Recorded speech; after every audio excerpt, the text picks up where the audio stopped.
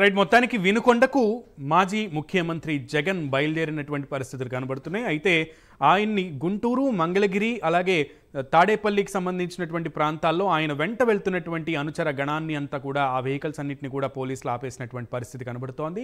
ఇక లేటెస్ట్ అప్డేట్స్ని మా ప్రతినిధి రాజేష్ లైవ్ ద్వారా అందిస్తారు. రాజేష్, జగన్ కాన్వాయ్ ఎక్కడి వరకు వెళ్ళింది? జగన్ అనుచరులు ఏమంటున్నారు? పోలీసులు ఎక్కడికక్కడ వాళ్ళందరినీ కూడా అనుచర గణాన్ని అంతా కూడా ఆపేసినటువంటి పరిస్థితి. అందులో మాజీ ఎమ్మెల్యేలు, ఎమ్మెల్సీలు, ప్రస్తుత ఎమ్మెల్సీలు అందరూ కూడా ఉన్నట్లుగా తెలుస్తోంది. అప్డేట్స్ ఏంటి రాజేష్? ఎస్ సునీల్, పూర్తిగా అయితే జగన్మోహన్ రెడ్డి పర్యటనకు సంబంధించి కొంత ఆంక్షల మధ్య అయితే ఆయన పర్యటన కొనసాగుతుందని చెప్పుకోవచ్చు.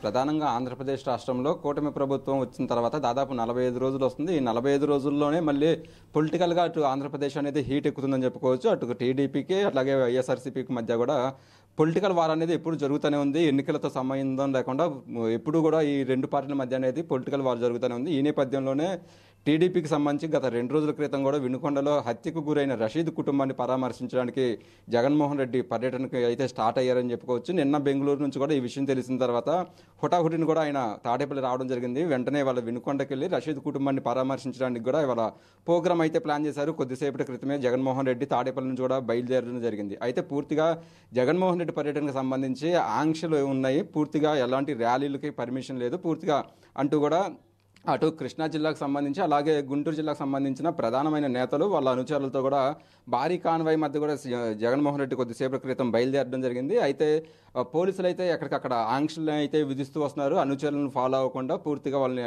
అడ్డుకుంటున్న పరిస్థితులు అయితే కనిపిస్తున్నాయని చెప్పుకోవచ్చు. కేవలం జగన్మోహన్ రెడ్డి పర్యటనకు మాత్రమే పర్మిషన్ ఉంది, కానీ ఇట భారీ కాన్వాయ్తో కూడా వెళ్ళడానికి పర్మిషన్ లేదంటూ కూడా అటు పోలీసులు అయితే చెప్తున్న పరిస్థితి అయితే ఉంది. ఇటు జగన్మోహన్ రెడ్డి కూడా పూర్తిగా ఆంధ్రప్రదేశ్లో శాంతి భద్రతలు లోపించాయంటూ కూడా ఆయన తీవ్రస్థాయిలో మండిపడుతున్న పరిస్థితులు అయితే కనిపిస్తున్నాయని చెప్పుకోవచ్చు. నిన్న పొంగనూరులో కూడా ఎంపీ మిథున్ రెడ్డి మీద దాడులు చేయడం, అలాగే రషీద్ ఏదైతే దారుణంగా అతి కిరాతంగా కూడా రాష్ట్ర వ్యాప్తంగా కూడా ఈ హత్య అనేది ఒక సంచలనంగా మారిన నేపథ్యంలో వెంటనే జగన్మోహన్ రెడ్డి కార్యకర్తలకు అండగా ఉంటాను, వైసీపీ కార్యకర్తలకు భరోసా ఇచ్చే విధంగా కూడా ఆ టూర్ని అయితే ప్లాన్ చేయడం జరిగింది. అటు అందులో భాగంగానే వినుకొండకి కొద్దిసేపటి క్రితమే జగన్మోహన్ రెడ్డి బయలుదేరిన పరిస్థితులు అయితే ఉన్నాయి. పూర్తిగా కృష్ణా జిల్లాకు సంబంధించి అలాగే గుంటూరు జిల్లాకు సంబంధించి భారీ నేతలు, మాజీ ఎమ్మెల్యేలు, ఎమ్మెల్సీలు కూడా జగన్మోహన్ రెడ్డి వెంట బయలుదేరడం జరిగింది. అయితే కొంత గుంటూరు దాటిన తర్వాత కూడా ఆ అనుచరుల వాహనాలు ఏదైతే ఉన్నాయో వాళ్ళు జగన్మోహన్ రెడ్డిని అనుసరిస్తున్న వాహనాలను అయితే పోలీసులు అడ్డుకోవడం జరిగింది. దాంతో కొంత వైఎస్ఆర్సీపీకి సంబంధించిన కార్యకర్తలు మండిపడుతున్న పరిస్థితులు అయితే ఉన్నాయని చెప్పుకోవచ్చు. పూర్తిగా రాజేష్, అయితే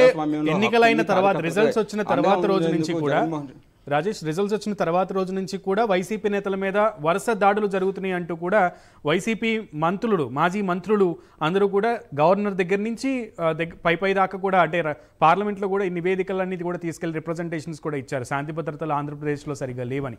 నిన్న హోంమంత్రి వంగలపూడి అనిత కూడా మాట్లాడుతూ పర్టికులర్గా అందరూ కూడా సంయమనం పాటించి శాంతి భద్రతలుగా ఉండాలి అని అన్నారు. ఈ క్రమంలోనే నిన్న ఈ ఘటన జరగడం అండ్ వరుసగా పొంగనూరు తర్వాత ఈ ఘటన జరగడం, జగన్ బెంగళూరు నుంచి హుటాహుటిన రావడం, ఈ సంఘటనలన్నీ చూస్తే వైసీపీ శ్రేణులు ఏమంటున్నాయి? ఎస్, ఖచ్చితంగా అయితే జగన్మోహన్ రెడ్డి అయితే తీవ్రస్థాయిలో మండిపడుతున్నారు.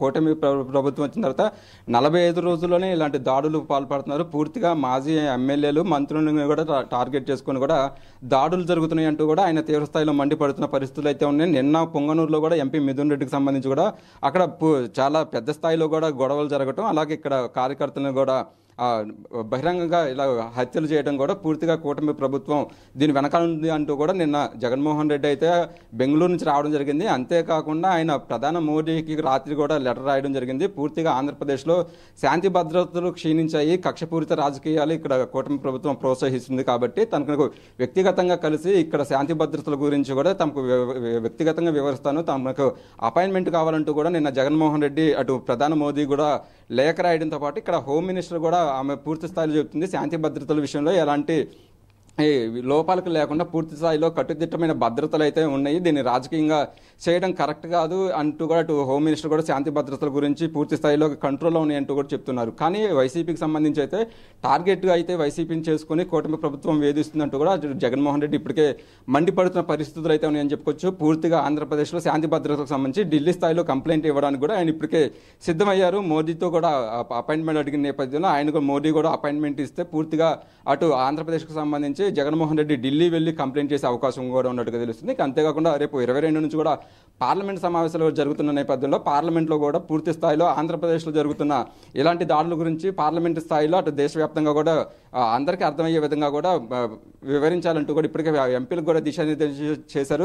దానికి సంబంధించి కూడా రేపు పార్టీ ఎంపీలతో కూడా జగన్మోహన్ రెడ్డి కీలక మీటింగ్ అయితే పెట్టారు. అయితే వాళ్ళు వినుకొండకు సంబంధించి అయితే కొంత పోలీసులు అయితే ఆంక్షలు విధించారని చెప్పుకోవచ్చు. పూర్తి స్థాయిలో జగన్మోహన్ రెడ్డి 10 గంటలకి తాడేపల్లి నుంచి బయలుదేరారు. ప్రస్తుతం ఆయన చిలకలూరుపేట చేరుకున్నట్టుగా కూడా మనకు సమాచారం అందుతుంది. అయితే ఆయన వాహనానికి సంబంధించి కూడా మార్పులు జరగడం ఏర్పాటు చేయడం జరిగింది. రైట్, ఆయన వాహనానికి సంబంధించి కూడా మార్పులు జరగడం, ప్రభుత్వం ఒక వాహనం బుల్లెట్ ప్రూఫ్ వాహనం కేటాయించినటువంటి దాన్ని కాకుండా ఇప్పుడు మరొక వాహనం అందజేయడం, అక్కడ కూడా అడ్డంకులు సృష్టించడం, ఆ వాహనం కాదని చెప్పి ఆయన ప్రైవేట్ వాహనంలో ముందుకు వెళ్ళడం, ఇదంతా చూస్తే ఏమనిపిస్తుంది అండ్ వినుకొండలో ప్రజెంట్ పరిస్థితి ఎట్లా ఉంది? అక్కడ కూడా ఇదే ఆంక్షలు కొనసాగుతున్నాయా? ఎస్, ఖచ్చితంగా అయితే మొన్నటి వరకు కూడా ఆయన సీఎం హోదాలో ఉన్నాడు కాబట్టి ప్రోటోకాల్ ప్రకారం బుల్లెట్ వాహనాలని ప్రభుత్వం కేటాయించడం జరిగింది. ఇప్పుడు ఆ అధికారం కోల్పోయారు, అటు ప్రతిపక్ష హోదా కూడా లేదు కాబట్టి జస్ట్ మామూలుగా ఒక ఎమ్మెల్యేగా అలాగే మాజీ సీఎంగా మాత్రమే ఉన్న నేపథ్యంలో అతనికి బుల్లెట్ ప్రూఫ్ వాహనం తీసేసి కూడా మామూలు బీపీ వాహనం అయితే ప్రభుత్వం ఇవ్వడం జరిగింది. అయితే దీని మీద కూడా కొంత వైఎస్ఆర్ కాంగ్రెస్ పార్టీకి సంబంధించి కార్యకర్తలు కూడా మండిపడుతున్న పరిస్థితులు అయితే ఉన్నాయి. అంత హై సెక్యూరిటీ కలిగిన వ్యక్తికి బుల్లెట్ ప్రూఫ్ వాహనం ఇవ్వకుండా మామూలు బీపీ వాహనం ఇవ్వడం, అది కూడా పాతది ఇవ్వడం వెనుక కూడా కొంత ప్రభుత్వం అనేది భద్రత విషయంలో కూడా కొంత లోపంగా ఉంది, కావాలని సెక్యూరిటీ కూడా తగ్గించిందంటూ కూడా అటు వైఎస్ఆర్ కాంగ్రెస్ పార్టీకి సంబంధించిన నాయకులు కూడా మండిపడుతున్న పరిస్థితులు అయితే ఉన్నాయి. అయితే జగన్మోహన్ రెడ్డి ఇక్కడ నుంచి స్టార్ట్ అయిన తర్వాత కూడా ప్రైవేట్ వాహనంలో ఆయన బయలుదేరడం జరిగింది. ప్రస్తుతం వినుకొండకు సంబంధించి మరొక హాఫ్ అన్ అవర్ లోనే వినుకొండ చేరుకునే అవకాశం ఉంది. పూర్తిగా అయితే ఆంక్షలు అయితే కొనసాగుతున్నాయని చెప్పుకోవచ్చు. జగన్మోహన్ రెడ్డికి పర్యటనకు మాత్రమే అనుమతి ఉంది, ఎలాంటి ర్యాలీలకు అయితే అనుమతి లేదన్నట్టు పోలీసులు కూడా చెప్తున్న పరిస్థితి అయితే ఉంది. మరి కాసేపట్లోనే ఆయన వినుకొండ చేరుకొని ఉన్నారు. Sunil. Right Rajesh, keep updating us. Thank you.